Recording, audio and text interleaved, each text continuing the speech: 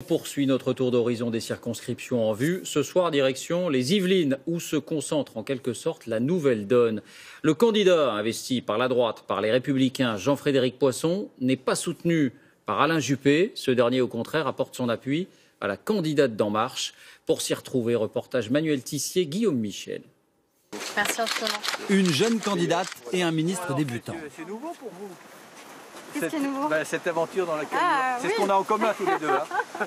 Exactement, première campagne législative. Aurore Berger, 30 ans, est l'un des symboles de la nouvelle donne politique. Une proche d'Alain Juppé, désormais En Marche. Moi, j'assume d'avoir été pendant 14 ans au sein d'une famille politique qui était la droite. Et j'assume aussi de l'avoir quittée. Certains disent par opportunisme, moi je dis par conviction, parce que la droite telle qu'elle existe aujourd'hui, je trouve qu'elle s'est énormément rétrécie, elle s'est recroquevillée sur elle-même et elle ne correspondait plus à ce qu'étaient mes valeurs.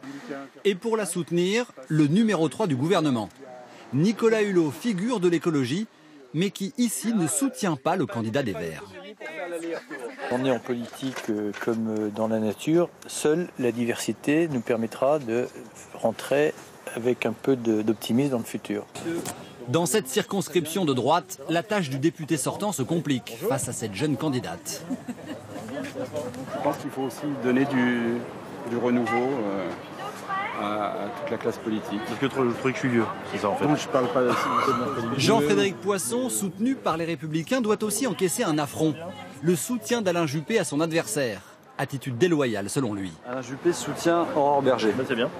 Alain Juppé, comme d'ailleurs Aurore Berger, incarne exactement les vieilles idées, les choses qui ont échoué depuis des décennies. C'est pas avec ça qu'on va faire du renouveau. Moi, j'attends des choses intéressantes sur les politiques migratoires, sur la question de la redéfinition et de la réforme de l'Europe, sur le replacement des familles au cœur des politiques publiques. Ça, ce serait du renouveau. À Rambouillet, les écologistes rêvent de créer la surprise. Un duel des droites inédit et puis nous on va essayer de se glisser au deuxième tour parmi. Ils avaient déjà remporté l'élection législative partielle en 2010.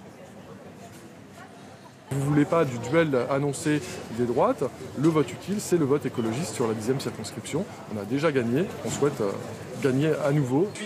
Les candidats n'ont plus que 2 jours de campagne pour convaincre les 80 000 électeurs de la 10e circonscription des Yvelines. Dimanche, ils seront 15 sur la ligne de départ. Et pour